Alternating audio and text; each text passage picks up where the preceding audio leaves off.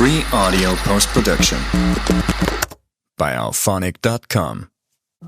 Salut à tous, je suis Élise Benazet, psychomotricienne, formatrice et professeure de danse. Dans mon podcast Trouve ton Move, je vous invite à explorer les univers de thérapeutes hors du commun, qui, comme moi, ont choisi de sortir des sentiers battus. Ensemble, découvrons des méthodes innovantes pour prendre soin de notre corps et de notre esprit. Et si vous souhaitez aller plus loin, n'hésitez pas à me rejoindre sur danser-psychomote.fr pour découvrir mes formations et approfondir vos compétences. Bonne écoute! Aujourd'hui, je reçois Johan Lemestre, kinésithérapeute et praticien en médecine chinoise à Besançon, qui nous partage sa vision passionnante du corps humain. Pour Johan, comprendre le fonctionnement du corps ne se limite pas à l'anatomie occidentale. En intégrant les apports empiriques millénaires de la médecine chinoise à sa pratique de kiné, il a développé une approche unique qui enrichit profondément sa relation avec ses patients.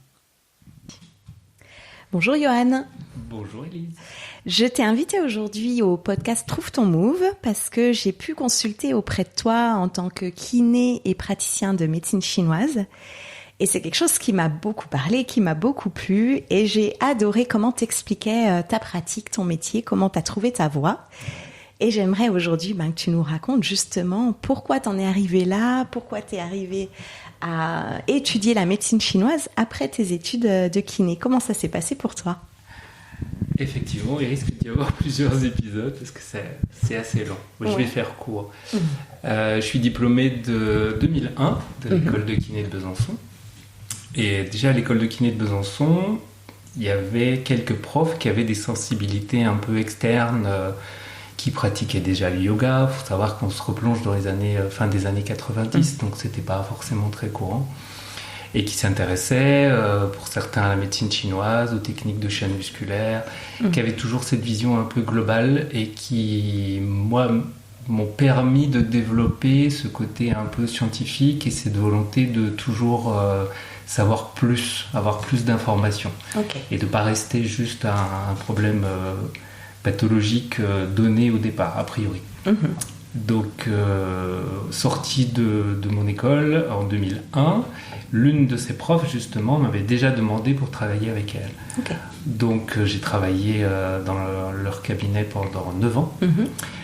Et donc, en 2003, j'ai commencé mon cursus de médecine chinoise. Ah oui, donc très rapidement, très rapidement. Après le diplôme. Parce que très vite, en fait, j'ai été confronté à mes lacunes et la volonté d'aller un peu plus loin, justement, dans la collecte de ces informations et surtout avoir des outils. Tu cherchais à comprendre quoi, précisément ? Ce qui amenait vraiment les gens dans le cabinet. Ah, vraiment ? Ok, j'aime bien ce mot. Parce qu'on se rend compte... la profession de kiné a beaucoup évolué, mais on se rend compte actuellement qu'il ne faut pas se contenter d'une pathologie de genou et que moi ce qui m'a beaucoup plu c'est qu'on ne soigne pas le genou de madame Untel qui vient, on soigne madame Untel qui a un problème de genou. Ça paraît évident maintenant, mais fin des années 90 c'était pas tout à fait le cas. Et donc ça m'a tout à fait plu, cette vision... Et en plus, cette école, moi j'ai fait l'école de la Sphère, qui est basée dans le sud, à côté d'Aix-en-Provence. Et cette école a été créée par des kinés, par des ostéos, qui avaient cette vision déjà manuelle, cette vision différente en fait, du corps humain et de ses pathologies. Donc ça m'a beaucoup plu parce qu'ils ont développé des outils très différents de ceux qu'on va retrouver dans la médecine chinoise traditionnelle, parce que très souvent on fait le raccourci entre la médecine chinoise et l'acupuncture. Or l'acupuncture n'est qu'un outil de la médecine chinoise, il y en a plein d'autres. Donc tu débutes cette formation, je sais pas, les week-ends en médecine chinoise ? C'était des formules week-end, Il y a plusieurs formules, on pouvait aller vraiment en résidentiel dans le sud, mais c'était trop compliqué.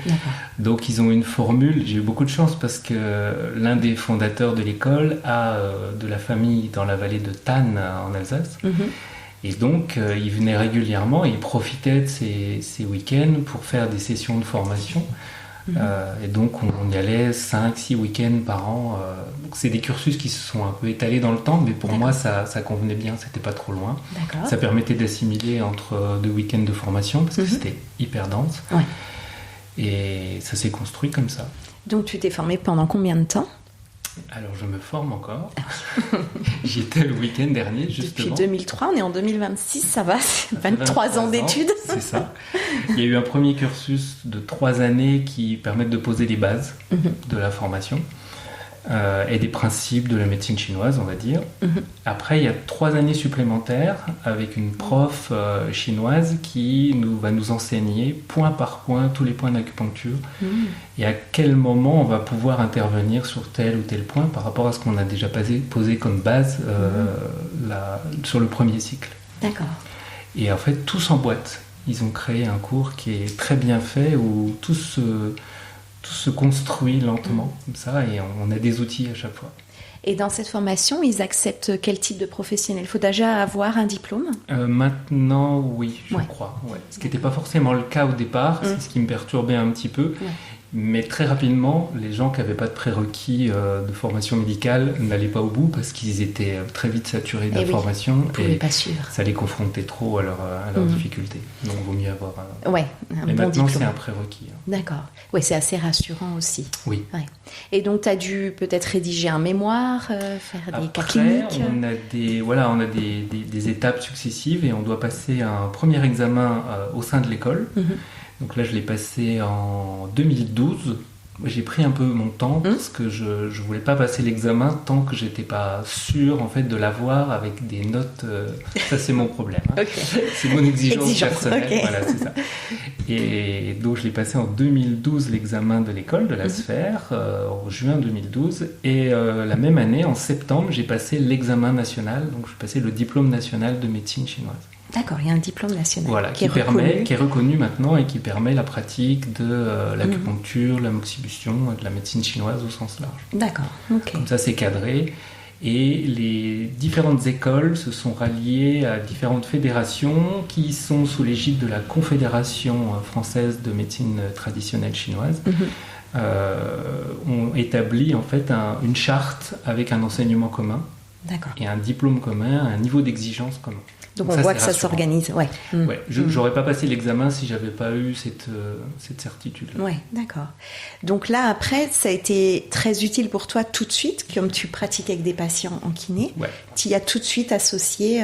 Très tôt, en fait, ça faisait tilt. Tu vois, t'entends certaines choses ou dans le discours des patients ou dès que tu vas poser les questions aussi. C'est ce qu'on t'apprend aussi, c'est aller poser les bonnes questions sur tel ou tel problème, telle ou telle pathologie. Et donc très vite tu as des outils et c'est très satisfaisant parce que tu dis mais c'est juste ça marche, ça marche, tu tombes pile quoi.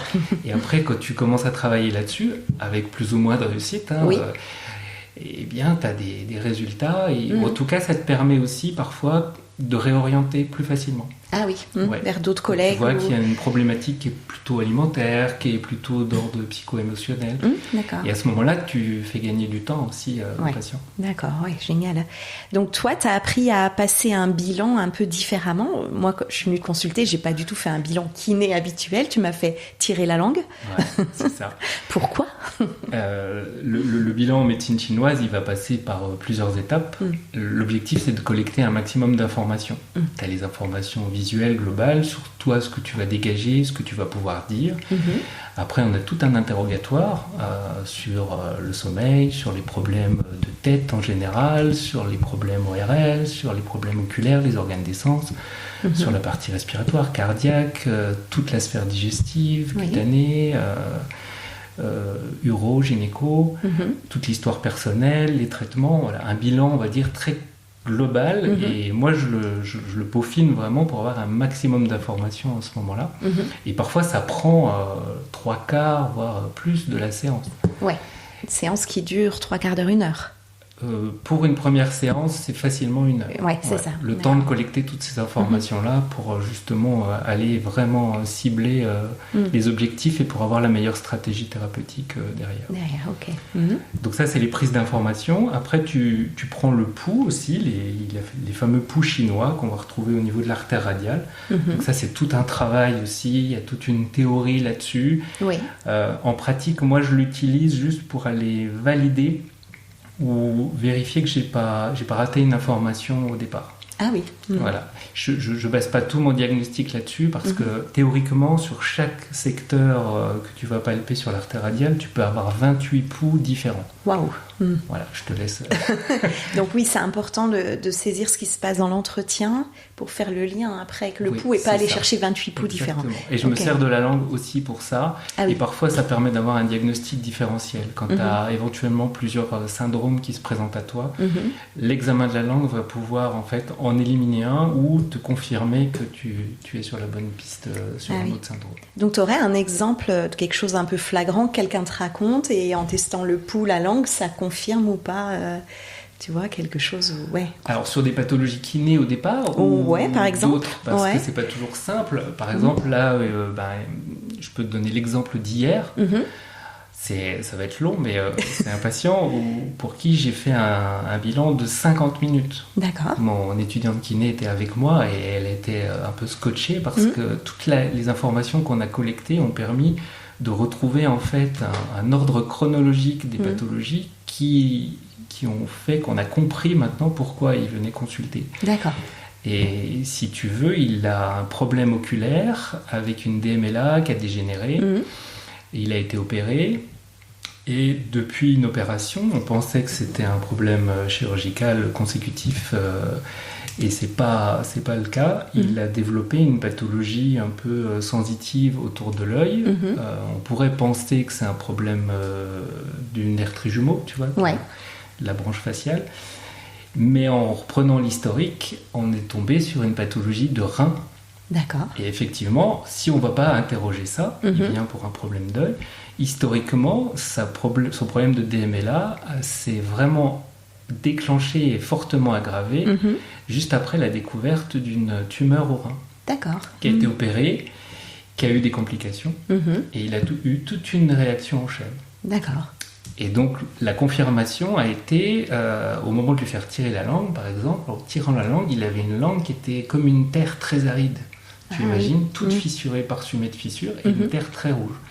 Donc ça, dans le bilan de la médecine chinoise, ça nous oriente sur une pathologie de déficience de yin, avec une énergie dite de chaleur, qui a provoqué toute cette réaction en chaîne, qui a perturbé le fonctionnement de son foie, de son cœur.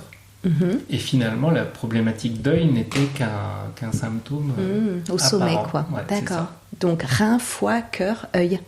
Tu arrives à faire ce lien l'œil est le représentant quelque part de ces fonctions plus internes. D'accord, c'est sûr qu'il faut être un sacré enquêteur. Oui, c'est ça. Tu as appris à mener l'enquête avec... ça, à poser les bonnes questions. Et c'est l'expérience qui fait ça.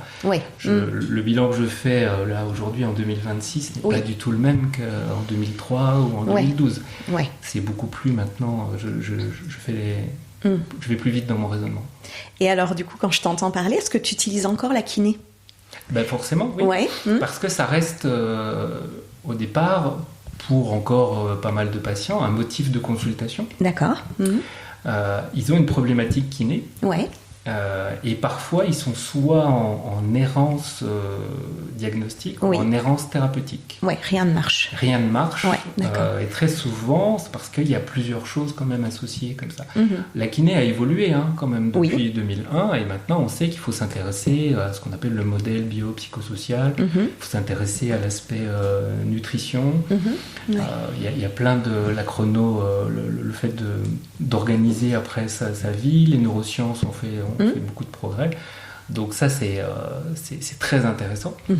Mais moi, en 2001, là où j'avais besoin des informations, effectivement, la médecine chinoise m'a donné ça sur un plateau dès 2003. En fait. D'accord. T'étais prêt. C'est ça. Oui, moi, je vois, par exemple, j'ai eu des douleurs à l'épaule. Je pensais que j'avais, une tendinite. Toi, tu vas pas du tout chercher, pas forcément en tout cas, direct vers l'épaule. On peut pas dire non, c'est pas une tendinite.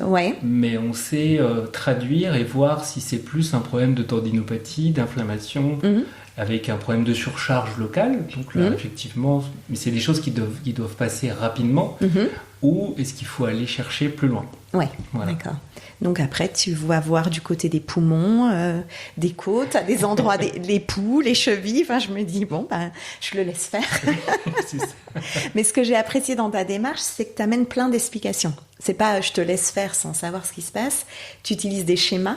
Ouais, tu as besoin du visuel. Du coup, en tant que patient, on essaie de comprendre ce qui se passe. Oui. Ouais. Et tu amènes des explications. Là, tu viens de parler du yin. C'est quelque chose dont tu parlais à chaque fois. Tu pourrais nous réexpliquer un petit peu ce que c'est cette base yin-yang? Alors, on va essayer de simplifier. Oui. La médecine chinoise et quelque part la philosophie chinoise est basée sur cette dialectique du yin et du yang. Ils sont partis sur une idée qu'au départ, il y a une forme d'unité. Mais dans cette unité, il y a deux énergies complémentaires, l'énergie yin, l'énergie yang. Dans notre esprit très occidental, cartésien, on va souvent associer ça au masculin, féminin. Ouais. Sous forme de deux polarités bien définies et qui ne sont pas perméables, alors que c'est pas ça en fait.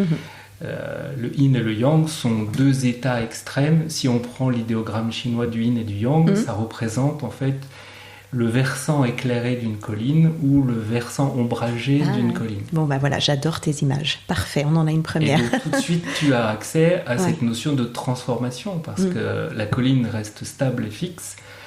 Mais le versant qui va être ombragé va devenir éclairé et vice-versa. Donc il y a une notion de transformation et ça amène aussi la notion de nuance.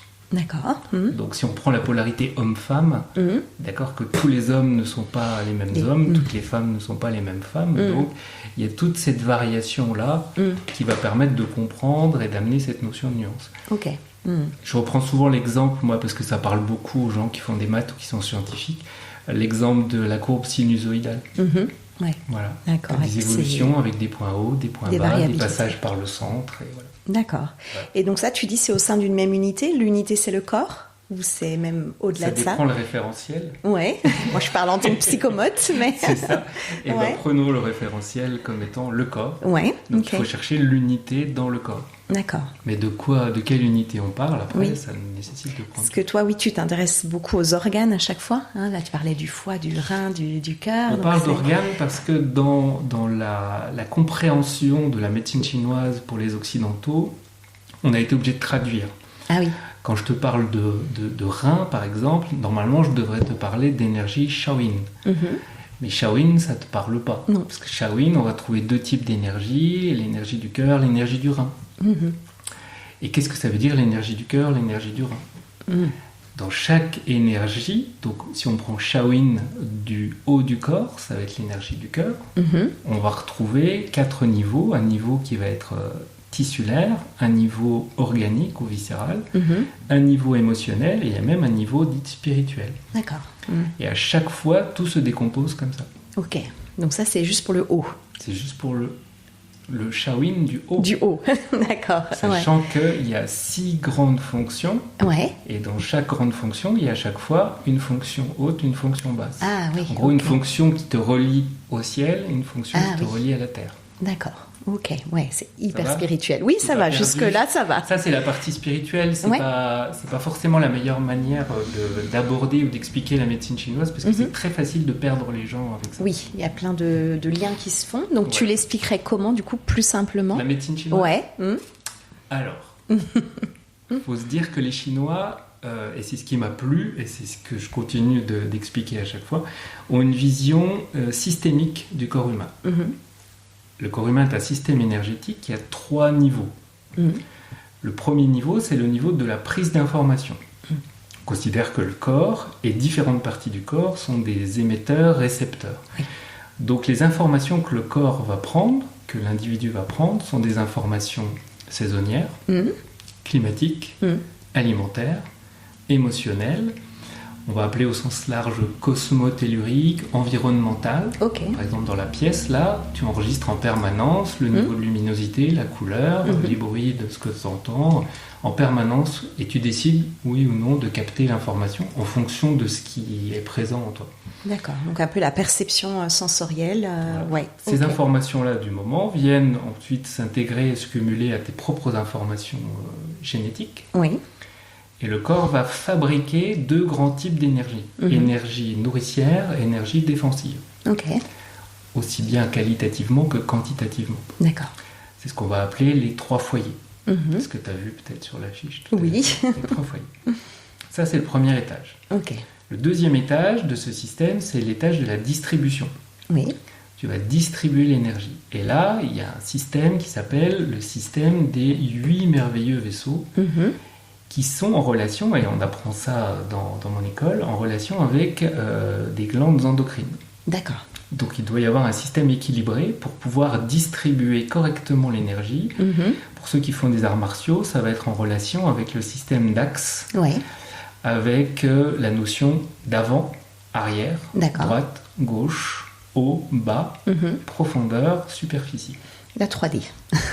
Voilà, tout est là. Ouais. Donc ça, c'est censé distribuer au mieux l'énergie défensive et l'énergie nourricière. D'accord. Pour qu'on arrive au dernier étage, on va retrouver 2 systèmes.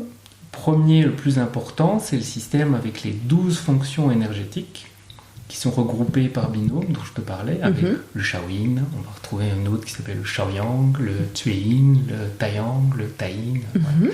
Je dis pas tout, mais... Et ça, ces fonctions-là vont utiliser l'énergie défensive et l'énergie nourricière qui aura été distribuée. D'accord. Pour pouvoir, et c'est la finalité de tout ça, s'adapter. Ok. Chaque fonction énergétique, chacune de ces 12 fonctions a un objectif d'adaptation. À son environnement émotionnel, sensoriel. Exactement. Ok. Donc on prend les informations, on fait appel à ce qui se passe à l'intérieur, on va interroger les capacités d'adaptation, et s'il y a une problématique, on aura une problématique traduite sous forme de l'adaptation. C'est-à-dire qu'on va être soit en désadaptation ou en suradaptation. D'accord. Et c'est ça qui va amener les symptômes. Oui, ok. Donc à chaque fois, comme tu disais, un patient arrive avec un problème, moi il faut que je traduise. Où c'est dans le schéma. J'ai tel problème, voilà. Donc je vais interroger pour savoir quelle fonction est concernée. Pour pouvoir ensuite traduire ça sous forme d'un syndrome défini par les principes de la médecine chinoise et pour pouvoir après mettre les outils adéquats en place. Ouais, moi ça me rappelle en séance, tu me disais, tiens, par exemple, je sens que ça bloque au niveau du bassin, il n'y a pas ce transport qui se fait, c'est comme s'il y avait les camions, mais ils étaient bloqués à un barrage, je ne sais plus quelle image tu utilisais. Et ça, c'était le 2e étage. C'est la première fonction énergétique qui sert à distribuer, c'est en relation par exemple avec l'hypothalamus. Oui. Et cette fonction-là t'empêche, dès le départ, d'utiliser l'énergie là où elle est fabriquée en toi. Ouais, donc j'avais beaucoup d'énergie produite, mais elle était mal distribuée. Elle n'était pas utilisable. Et ça crée quoi? De la fatigue, de l'épuisement? Ça peut créer des stagnations, de la fatigue, de la lourdeur, suivant les personnes, suivant l'histoire des personnes, suivant leur type morphologique, il va y avoir différents symptômes. Ça peut créer des gens un peu colériques, des gens qui ont souvent mal au ventre, des gens... Ça crée de la stagnation. Oui, c'est ça, tu m'avais dit, ça stagne. Ouais, l'énergie stagne, je dis, mince, faut que je me secoue. J'avais l'impression de mettre beaucoup d'énergie déjà. Ça. Ouais. Ça touche à un des grands principes de la médecine chinoise qui est de définir au mieux le déséquilibre et de limiter à la fois la déficience et la stagnation. Parce que c'est toujours, on va toujours tomber sur ces deux grandes problématiques. Dans tes bilans, c'est ce que tu identifies. Tu traduis ça toujours sous cet angle-là. D'accord, ok. Et donc après, toi, ta méthode pour, par exemple, débloquer ce fameux barrage, je sentais donc tes doigts se mettre à certains endroits d'acupuncture, je dirais, oui, c'est toujours méridiens. C'est des points d'acupuncture, mais auxquels on a accès de différentes manières. Ouais.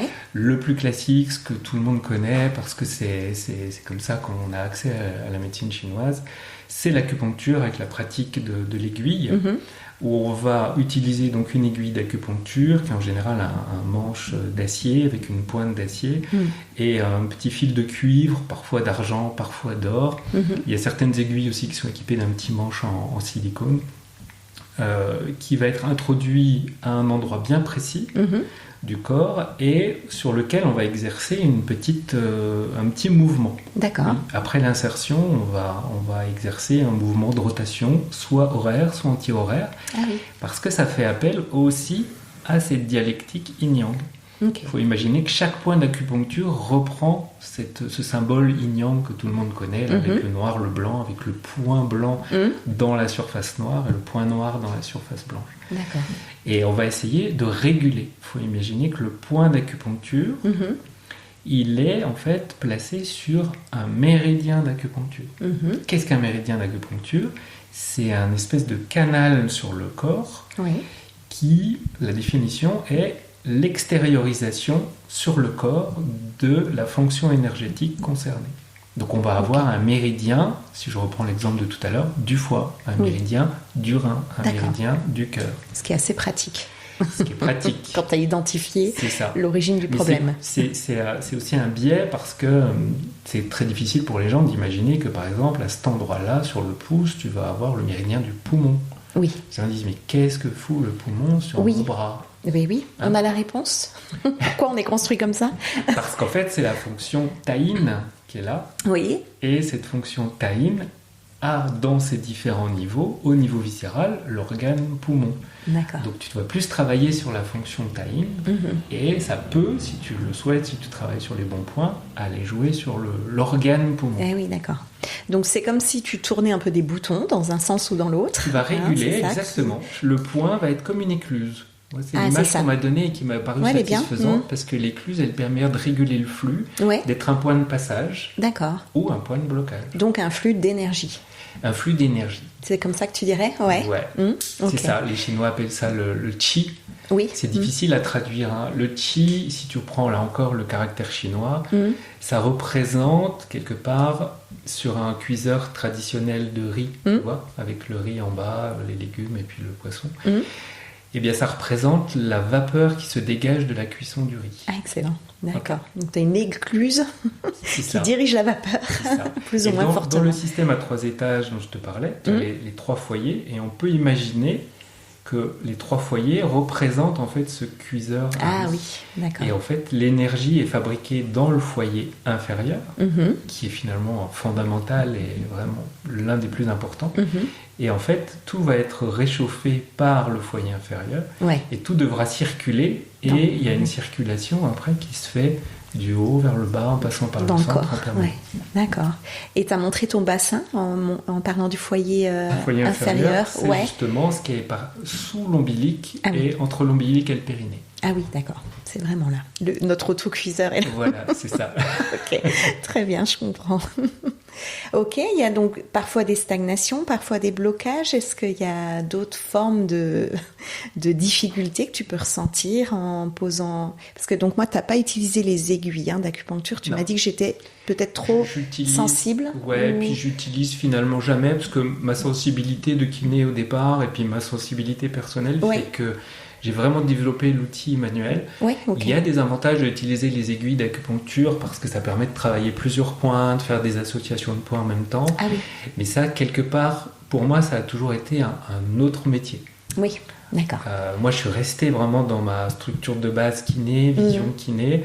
Et la technique manuelle que j'ai développée, en fait, m'a permis vraiment d'avoir beaucoup de satisfaction comme ça. Donc, je ne dis pas que je ne mets jamais d'aiguille. J'en ai, mais je les utilise très peu. D'accord, donc là en utilisant le bout de tes doigts avec un contact assez léger, tu sens les poux, tu sens la vapeur, tu sens le flux, qu'est-ce que tu ressens sous tes doigts? T'en poses des questions? Ah ouais, moi je m'en pose à chaque fois. Il faut imaginer que sur un point d'acupuncture, si on prend la surface de la peau, tu vas retrouver ce fameux symbole yin-yang, qui est en fait une vision en spirale au niveau tissulaire. Et qui descend jusqu'à un point d'attache. C'est ce que tu vas aller rechercher avec l'aiguille d'acupuncture. L'aiguille, elle va venir chercher ce point central. Qui est sous la peau ?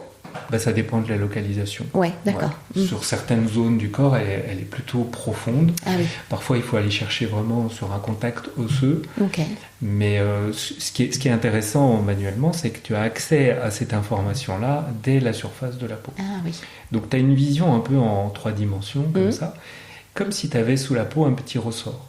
Et au niveau tissulaire, moi c'est ce qu'on m'a dit dès le départ, ce qui était le plus dur à comprendre, à accepter et à mettre en pratique, c'est qu'un point d'acupuncture qui fonctionne bien, il va te donner au moment où tu te places dessus une réponse qui est proportionnelle à l'impulsion que tu vas donner. D'accord, c'est un ressort. C'est comme l'image du ressort, elle est pile poil. Et l'image du ressort, elle est importante d'ailleurs dans toute la médecine chinoise. Ça correspond à nos capacités d'adaptation, nos ressources. C'est pas que de la symbolique, c'est vraiment une réalité. D'accord. Et donc, tu vas avoir deux phases pathologiques qui vont être soit je mets le doigt sur le ressort et j'ai l'impression que mon doigt s'enfonce et ça va pas du tout. Soit je mets mon doigt et là j'ai quelque chose de trop dur par rapport à mon impulsion. J'ai une réponse qui est un peu forte. Ok, ouais, donc c'est précis pour toi. Voilà. Donc là, ça te donne une information sur l'état du point. L'état du point qui va te renseigner sur peut-être l'état ou une partie de l'état de la fonction que tu interroges. Oui. Et ça va te permettre après de travailler sur ce point, soit directement, soit par l'intermédiaire d'autres points. Et souvent, moi, tu me disais, j'ai relié deux endroits en mettant... Il y a souvent besoin, en fait, de les doigts vers les chevilles, les doigts vers le bassin, et tu disais, ça y est, ça circule, c'est merveilleux. Il y a une interconnexion. Ouais, donc là, c'est un grand ressort. C'est grand, oui. Parfois, c'est très loin, parce que ça va jusqu'aux extrémités des orteils. Oui. Tu vois sur les points d'acupuncture, et ça remonte jusqu'au crâne. Oui, ok. Ouais. Donc tu peux sentir entre le bas et le haut du corps si ça circule ou pas, c'est ça? C'est ça, Ok, d'accord. L'objectif, c'est toujours de restaurer en fait une circulation fluide. C'est comme si tu prends l'image d'un cours d'eau avec les écluses. Tu imagines que si une écluse se bloque, se ferme, il va y avoir des problèmes en amont et des problèmes en aval. Là, on a la même problème. Oui, d'accord. Donc toi, si tu as débloqué la bonne écluse, après tu peux retester en amont, en aval. Le but, c'est de tester, voilà, c'est ça. Je comprends. Et théoriquement, même à la fin de la séance, tu peux, et c'est à ça que servent aussi les poux, tu vérifies en fait en fin de séance par l'intermédiaire du pouls que ce que tu as corrigé a bien été corrigé. Il te dit quoi le pouls alors? Et bien, le pouls il s'est transformé, c'est-à-dire qu'il est dans son rythme, en l'espace d'une séance. La langue ne va pas se transformer en l'espace d'une séance, c'est plus des états longs et chroniques. En revanche, le pouls il doit normalement se modifier sur une séance. Suivant la pathologie et le syndrome que tu avais. Donc tu comptes, enfin tu captes le tempo, c'est ça? Il y a plusieurs indications du pouls. Il y a la rigidité de l'artère. Là aussi, c'est très tissulaire, c'est-à-dire que tu vas... Les 28 pouls, je ne peux pas te les décrire tous. Non, merci. Il y a des ouvrages qui sont dédiés à ça. Il y a d'ailleurs des ouvrages aussi dédiés à l'examen de la langue, ce qui surprend toujours les gens. Et mon étudiante encore hier a été bluffée parce que je pensais pas. Je les noterai, comme ça. On pourra aller chercher. Ok. Et donc, effectivement, tu dois avoir des modifications sur la rapidité, la fluidité, sur le moment à partir duquel tu vas sentir la pulsation, sur l'état de l'artère, et tout ça se modifie. D'accord. Et ça s'explique, c'est en train, et c'est ça qui est satisfaisant aussi pour moi, parce que j'aurais pas pu t'expliquer ça il y a 10 ans, tellement il n'y avait pas suffisamment de base scientifique, mais avec les compréhensions sur le système neurovégétatif, sur l'équilibre ortho-parasympathique, on a de plus en plus de clés de compréhension. D'accord. Tous les travaux qui ont été faits sur le nerf vague ces derniers temps, en fait, permettent d'alimenter et de valider, en fait, ce que les Chinois avaient trouvé il y a des millénaires, parce que ça date. Ça date un peu, Plusieurs millénaires. Il y a plusieurs origines, mais les grands ouvrages fondamentaux, effectivement, datent de plus de 2500, 3000. Et ils ont développé cette méthodologie parce qu'ils y ont consacré leur vie. Comment ils ont fait? C'était une vision très empirique. Il faut imaginer que des gens, des familles, des peuples entiers ont dévoué leur existence à l'observation et l'accumulation d'informations. On retrouve ça, là j'ai un ouvrage qui est super intéressant sur l'astronomie. D'accord. Et le livre s'appelle 4000 ans d'astronomie chinoise et c'est un astronome, astrophysicien français qui s'est rendu compte que énormément de choses et de découvertes occidentales qui finalement n'ont pas été des découvertes mais des redécouvertes parce que tout était déjà très documenté en Chine depuis très longtemps par des gens qui, par exemple, ont consacré leur vie sur plusieurs générations, ça paraît fou de dire ça, mais sur l'observation que d'une petite partie du ciel. Ça nous paraît fou. Il y a presque une notion sacrificielle là-dedans. Et c'était pareil pour la médecine chinoise. C'était très empirique. On a touché ce point-là pendant des décennies, des décennies.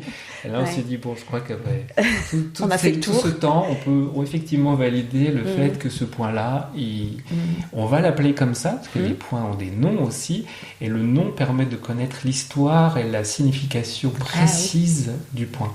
C'est à quoi il sert. J'ai l'impression quand tu parles que tu es toujours en train d'apprendre quelque chose. Ah, tout le temps. Ouais, le d'accord. temps. Et ça, c'est pas effrayant? C'est pas stressant de se dire, mince, j'étais passée à côté de ça? Ah ben non, tu vois, je reviens de formation. Ouais. Et dimanche soir, j'étais dans un état où je me disais, bon ben voilà, j'ai mis en lumière tout ce que je ne sais pas encore. Ah oui. Mais ça t'angoisse pas, c'est Donc, bien. Au travail. Ouais, voilà, ça te nourrit, ça te stimule. Ouais, c'est ça que tu aimes du coup. Ben oui, parce qu'après, t'as envie de recevoir des patients. Ouais, de tester. Pour dire chaque patient et chaque patient difficile à traiter. Et ça, je remercie mon maître Régis Blin qui nous disait il faut remercier les patients difficiles à traiter parce que c'est grâce à eux qu'on progresse. D'accord, ouais. Et il faut aller les chercher, les patients difficiles à traiter. Il faut donc, les accueillir. On peut te les envoyer. Ouais. Parfois, il y a une accumulation. Voilà, ça fait pas trop, tous d'un coup. Tu vois, je repense aux patients d'hier. Oui. Ça crée une stimulation cérébrale et même l'étudiante qui était là oui, c'est ça.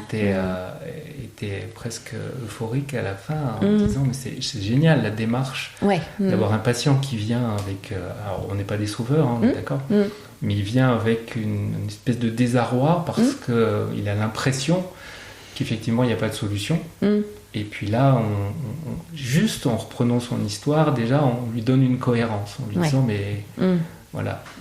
Ça, c'est tellement thérapeutique. Enfin, moi, dans la rencontre avec toi, rien que cette façon, comme tu dis, de poser les questions, d'aller faire le tour entier du corps, des symptômes, des émotions.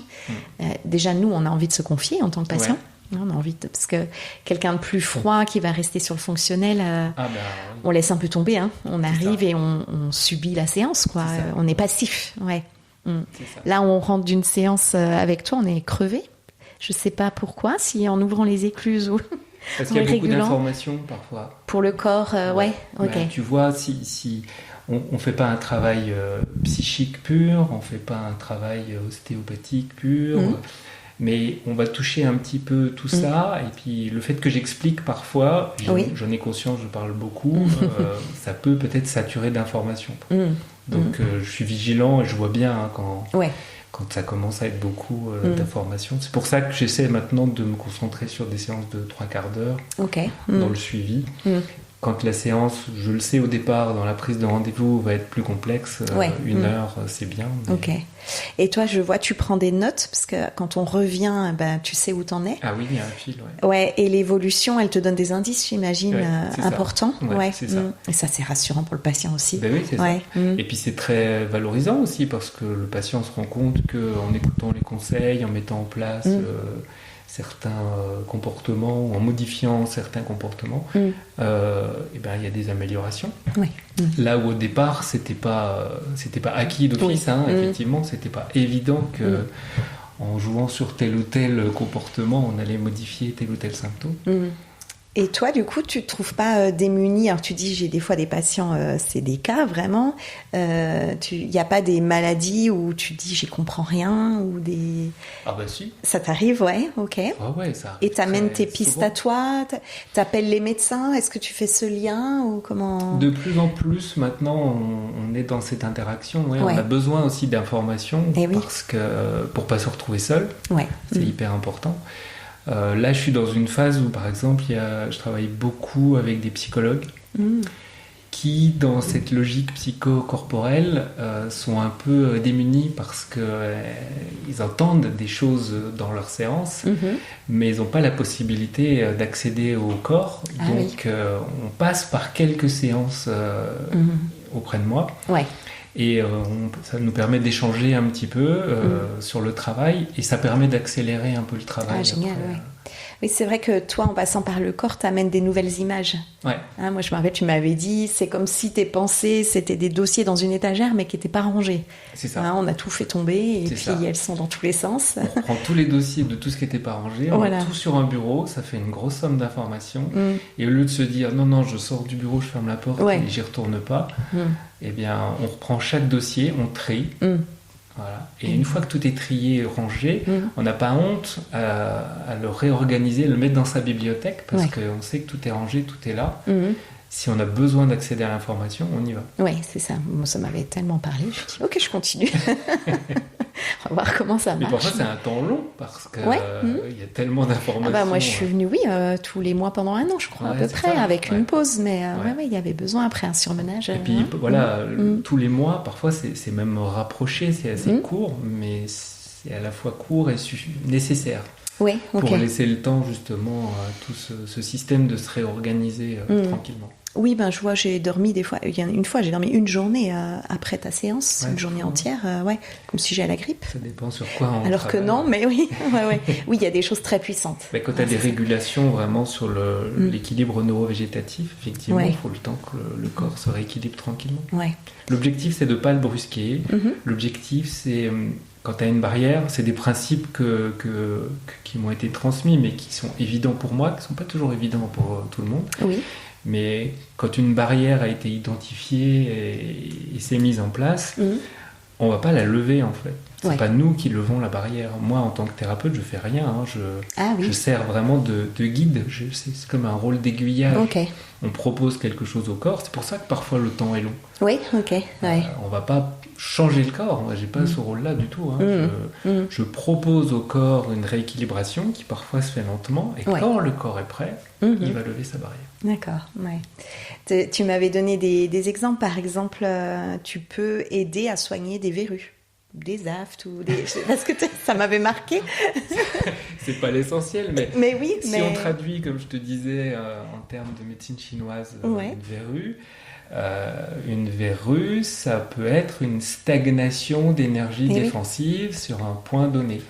Donc en fonction de la localisation, on va pouvoir, par l'intermédiaire de la compréhension du point d'acupuncture qui est à proximité, de donner des outils, des clés de compréhension. Ouais. Si c'est en haut à droite de l'orteil. Si c'est de l'énergie de défense, le corps, il n'a pas mis une énergie de défense là pour rien. Ouais. Et c'est pas moi, comme ça, juste avec mes petits doigts, qui vais enlever l'énergie de défense. Ok. D'accord ? C'est pas, on n'est pas dans de la magie. Oui. Mais en donnant les informations et peut-être en mettant en communication certains points entre eux, parfois ça permet justement à la personne de mettre en place l'équilibre qui va permettre au corps de ne plus être dans un état de stagnation. De s'en débarrasser, d'accord. Les verrues, les aftes, c'est pareil. Ouais, ok. C'est une stagnation, c'est quelque chose qui apparaît et qui témoigne de quelque chose, d'un déséquilibre. Oui, d'accord. Donc oui, comme troubles digestifs, psoriasis, tu as eu des impacts des fois sur ce type de... Alors psoriasis, ça fait partie des choses les plus complexes à traiter. Ah ouais. Et pour lesquels, je pense, il est impossible d'éviter la case thérapie psychique. Ah oui. Ok. Il y a forcément besoin d'être pris en charge de ce point de vue-là. Émotionnellement, Émotionnellement, parce qu'il y a beaucoup de... On peut appeler ça des verrous ou des barrières. Et il y a parfois une accumulation de barrières. D'accord. À plusieurs endroits. Donc le corps, là, il est bloqué. Et si tu veux, symboliquement parlant, c'est pas bien ce que je vais dire, parce que je simplifie un peu à l'extrême, mais... Il y a un feu à l'intérieur du corps. Le corps ne peut pas garder ce feu, donc il le met à l'extérieur. Il le met en surface. D'accord. Voilà. Et il trouve son équilibre comme ça. On n'a pas réglé le problème. Il y a un déséquilibre, mais c'est un équilibre dans le déséquilibre. D'accord. Il vaut mieux qu'il soit en surface et qu'il soit apparent comme ça, plutôt qu'il soit à l'intérieur. Oui, d'accord. Okay. Oui, je vois. Trop bien, trop intéressant. Et si tu as des personnes qui viennent où c'est un sujet plus global, moi j'ai des angoisses, je suis anxieuse, stressée... Comment Depuis quelques années, effectivement, ça commence à être des motifs de consultation, c'est-à-dire qu'on n'a plus, on a une espèce d'accès direct, on passe plus par le motif kiné. Oui. Donc, il y a de plus en plus de gens, qui viennent pour ça. Ouais. Et c'est pareil, on reprend tout, on fait un bilan, on passe par toutes les cases et on interroge tout. On ne va pas se jeter sur l'angoisse, sur le symptôme. Il faut replacer ce symptôme dans un contexte plus global. Pour voir quelle place il a dans ton histoire, dans ton fonctionnement. Et je replace tout par rapport à ces 3 étages dont je te parlais tout à l'heure, ce système énergétique. D'accord, donc tu écoutes beaucoup l'histoire du patient. Tu as accès un peu à son enfance ou... à ces questions du moment. Après, c'est très intuitif aussi. C'est ça, d'accord. Je vais passer sur certains points parce que c'est l'expérience qui m'aide à ça, Ouais. Je sais que ça va pas être pertinent. Ouais, Voilà. tu extrais du discours Tu vois ce qui bien te... en fonction de ce qui se dégage des Ouais. gens, de plein de choses. Oui, ok. Donc tu vas tout de suite passer sur certains points pour pouvoir passer plus de temps sur d'autres. Ok. Ouais, parce que quand on est angoissé, on peut dire j'ai mal, je sais pas moi, au trapèze, Ouais, je c'est suis ça. tout tendu. On pourrait se dire je vais voir Il directement y a par là. l'angoisse, il y a le ressenti. Là, Ouais. on comprend maintenant de plus en plus l'impact du système et de la dérégulation neurovégétative dans ces mécanismes-là. Mhm. Mais ce qui est intéressant, c'est de comprendre comment le corps traduit cet Et ouais. état d'angoisse. Mhm. Qu'est-ce qui se passe? Est-ce que tu as des zones du corps qui se ferment? Est-ce que, par exemple, sur la fonction urinaire, ça va te donner plus envie d'aller aux toilettes ou moins? Ah oui. Est-ce que ça va te faire transpirer le jour, la nuit? Est-ce Ouais. que ça va te faire transpirer des mains, des pieds? Ouais, ok. Ouais. Oui, donc ça oblige le patient à se questionner sur des points C'est ça. auxquels il n'est pas forcément fait Et c'est attention. très souvent ça, en fait. Les gens sont Ouais. surpris qu'on Ouais. pose des questions aussi subtiles, précises, et qu'on ait un menu déroulant aussi détaillé, en fait. Ouais, oui, c'est ça. Parce Ouais. que si je te prends l'exemple du sommeil, Oui. on va te demander comment les personnes s'endorment. Mhm. Est-ce qu'elles s'endorment avec l'aide de quelque chose ou pas? Mhm. Quel est leur rituel d'endormissement? Ensuite, est-ce qu'elles ont des réveils la nuit? Oui. À quel moment? De quelle manière? Dans quel contexte? Comment elles se réveillent? Dans quel état? Est-ce qu'elles ont soif? Est-ce Ouais. qu'elles ont chaud? Si elles ont soif, est-ce qu'elles ont soif d'eau chaude, d'eau froide? Ouais. De petites quantités, de grandes quantités? Ouais. Est-ce qu'elles ont besoin d'un grand bol d'eau ou pas? Est-ce qu'elles ont des transpirations? Ouais. Est-ce que c'est une transpiration qui est plutôt sur le sternum, plutôt au niveau de la nuque?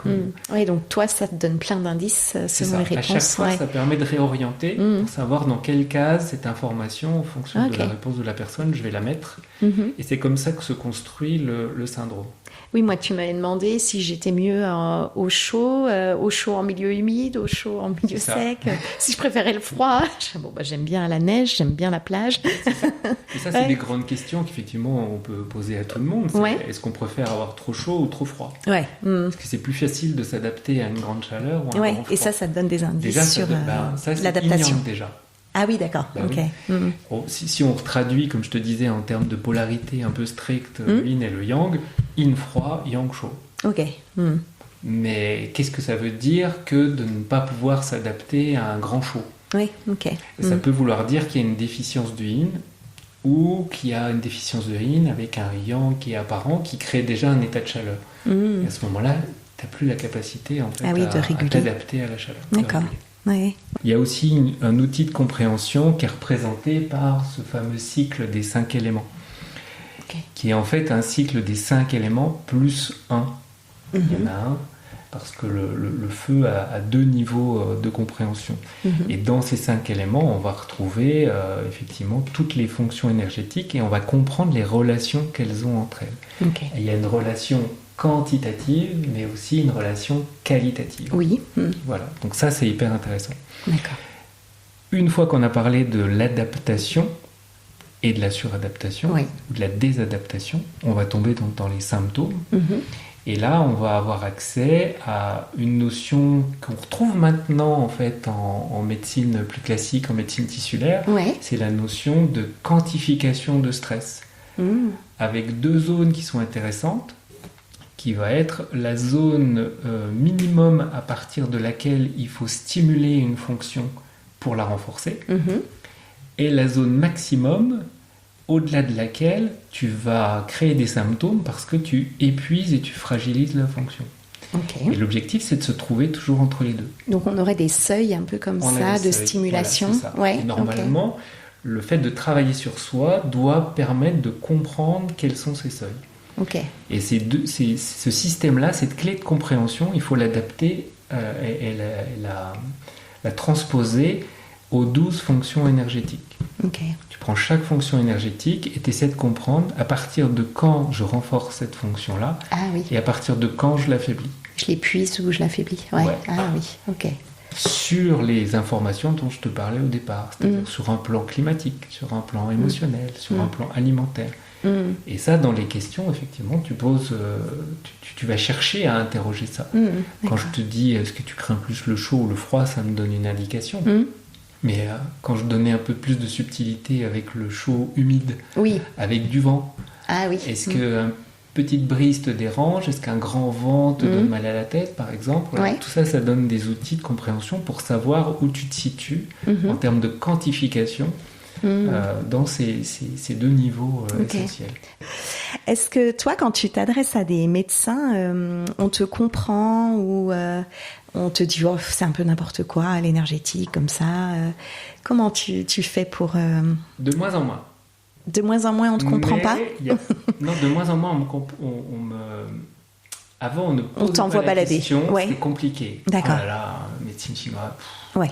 énergie, les trucs. Ouais. Parce que, effectivement, mais je te l'ai déjà expliqué, il y a des zones de flou. Oui. Le fait de dire que sur le gros orteil, on a le foie, c'est très difficile pour les gens de comprendre ça. Mais il faudrait tout revoir, en fait, parce que c'est pas ça. Le foie, il n'est pas sur le gros orteil. D'autres explications et plus concrètes sur cette dialectique yin-yang, par exemple. Ça mériterait d'être beaucoup plus approfondi. Le lien que je fais, moi, avec la notion de quantification de stress sur chaque fonction énergétique, je crois que pour l'instant, personne ne l'a fait. Il faut faire des ponts en fait entre ce que découvre la médecine et la science occidentale et ce que disaient déjà depuis très longtemps en fait les médecines plus anciennes. C'est hyper important. Sinon, elles ne se parlent pas. C'est très important qu'il y ait ces espaces et moi je me dis que c'est un peu mon rôle, c'est un peu le sens que je donne à ma carrière, c'est de rendre perméable en fait ces deux mondes-là. Parce qu'au départ, l'école de kiné, moi j'étais hyper cartésien, hyper scientifique. Oui, donc, puis tu l'es toujours. Je suis toujours, et je garde ça, et c'est ma zone de sécurité, si tu veux. Je fonce pas tête baissée, et je peux te dire que dans tout ce qui se dit encore dans les bouquins fondamentaux de la médecine chinoise, il y a plein de choses que j'ai pas encore explorées, parce que pour moi, c'est pas encore ok, parce que j'ai pas l'expérience, j'ai pas les outils, j'ai peut-être pas la maturité, je sais pas. Ou il n'y a pas encore les outils scientifiques pour faire les ponts. Pour y répondre. Donc, j'y vais pas. Oui, tu avais pu en discuter, je crois, qu'un cardiologue, non, de l'apport de la médecine chinoise. Qu'est-ce qu'il en avait pensé? C'était intéressant. C'était au cours d'une consultation, effectivement. Le cardiologue m'avait confié que lui-même consultait et qu'il trouvait ça formidable. Mais cependant, il était dans l'incapacité en fait de l'appliquer dans sa pratique parce que c'était trop cloisonné quoi. Mais il consulte et on a beaucoup échangé là-dessus parce que le cœur c'est quand même pas le moindre des organes. Les Chinois l'appellent l'empereur. C'est le cœur empereur, c'est quand même extrêmement important. Donc pour un cardiologue, s'intéresser à la médecine chinoise, je trouve ça très intéressant. Super, puis les cœurs brisés, on les voit en plus en imagerie. Effectivement. Donc c'est passionnant. Il était curieux de voir ça avec toi. C'est ça. Ok. Et tu penses qu'on pourra voir, je sais pas moi, avec des IRM fonctionnels ou autres, tout ce que tu nous décris, cette vapeur, cette énergie, ça commence déjà à être visible. Je sais pas. On en est où dans les études? Ça fait partie des étapes nécessaires, effectivement, de pouvoir voir, d'objectiver tout ça. Il y a eu des examens, des tests de fait. Après, pour des raisons juridiques, ça a été fait surtout sur des animaux, parce que les schémas, les méridiens d'acupuncture existent aussi. Par exemple, chez le chien, ça a été très documenté. Ils ont réussi à montrer comment activer certaines zones du système neurovégétatif par l'intermédiaire de stimulation de points en électroacupuncture, par exemple. D'accord. À Paris, il y a tout un service, je ne sais plus quel est l'hôpital, je cherche depuis tout à l'heure, qui depuis plusieurs années, en fait, a ouvert un service à Besançon, au CHU. L'acupuncture commence à prendre être étudiée. Pas mal de place. Je crois que c'est le docteur Tran qui exerce à Planoise, qui est responsable d'enseignement et qui forme par exemple les sages-femmes. Donc ça c'est extrêmement intéressant parce que c'est en train d'être validé. Je ne suis pas inquiet sur le fait que les choses vont se faire. C'est juste un peu lent. Et parfois, on aurait envie comme ça d'expérimenter plus vite. Il faut que ce soit bien fait, quoi. Pour pas que ça perde sa valeur aussi. Oui, effectivement, les sages-femmes, elles pratiquent l'acupuncture en gynéco à Besançon. Donc, ce qui n'était pas le cas il y a quelques années. Il y a 15 ans, je crois que ce n'était pas le cas. Donc, c'est vachement bien. Mais c'est vrai que moi, je suis venue te consulter parce que je n'avais rien compris à la pratique de l'acupuncture et je suis sortie avec des effets et ça m'a plutôt angoissée. Donc je trouve que ce qui est important, et peut-être on peut conclure aussi là-dessus, c'est le lien thérapeutique, la façon d'être du thérapeute, comment t'accueilles aussi tes patients. C'est hyper chaleureux, assez humble, c'est en se posant des questions. C'est très important. Je ne sais pas si on te l'a enseigné, si c'est en toi. C'était, je pense, déjà un peu en moi. Régis Blin toujours dit qu'un bon thérapeute est un thérapeute qui travaille avec l'énergie du cœur. D'accord. Et donc l'objectif, c'est de pouvoir mettre symboliquement, peut-être spirituellement parlant, il y a quelque chose qui se passe, mais en corrélation le cœur du thérapeute avec le cœur du patient. Donc la notion de l'accueil, elle est centrale et fondamentale. Donc dans l'accueil, il y a énormément de choses après qui ressortent, qui se passent. Tu me laisses pas toute seule avec des aiguilles. C'est pour ça moi que je peux pas, et de plus en plus je me dis que la profession d'acupuncteur strict, c'est-à-dire la personne qui reçoit son patient, qui met des aiguilles et qui sort de la pièce, n'a pas du tout, c'est pas la même fonction que moi. C'est ça. On exerce au départ la médecine chinoise, mais par les outils qu'on utilise, en fait, on a du mal même à se comprendre. Ah oui, ok. Donc pour conclure, moi je dirais que, tu vois, le nom de mon podcast c'est Trouve ton move. Je dirais que toi t'es toujours en move, non ? Ah oui. Ouais. Et ça va, c'est pas fatigant, ça a l'air très stimulant. Ah, c'est très stimulant. Ouais, c'est un bon move. Parce que c'est satisfaisant. Ouais, d'accord, c'est ça. Comme c'est satisfaisant, tu trouves des réponses, c'est rassurant, c'est validant, et ça donne envie d'être encore plus dans le mouvement. Ouais, ok. Ça, c'est vraiment une des grandes symboliques aussi qu'on retrouve en médecine chinoise. Ouais, d'accord. S'il n'y a pas l'énergie du cœur reliée à la joie, au bonheur, à la satisfaction, au contentement, il n'y a pas de retour sur investissement. Ouais. Donc, ce retour sur investissement, il va te permettre de te relancer dans le mouvement. Ouais. Et c'est ce qui fait que tu t'épuises pas, tu es toujours prêt à accueillir des nouveaux patients, des cas de plus en plus compliqués, j'ai entendu. Voilà, c'est... Quitte à être confronté à mes difficultés, à tes limites, et à ma limite en termes de compétences. Oui, parce que toi, l'épuisement professionnel dans la santé, c'est un sacré sujet. C'est un vrai sujet. Et on comprend, toi, comment tu arrives à te nourrir. Souvent parce qu'il n'y a pas assez de satisfaction ou de valorisation, ou que le circuit est coupé entre les deux. Donc là, on est dans l'épuisement. Ouais, toi, tu arrives à trouver des choses qui te nourrissent intellectuellement dans la compréhension de tes patients. Tout à fait. Et c'est ça. Trop bien, c'est une belle conclusion. Merci beaucoup, Johan. Merci. À la prochaine. Avec plaisir. C'était Trouve ton move, un podcast pensé et réalisé par Élise Benazet.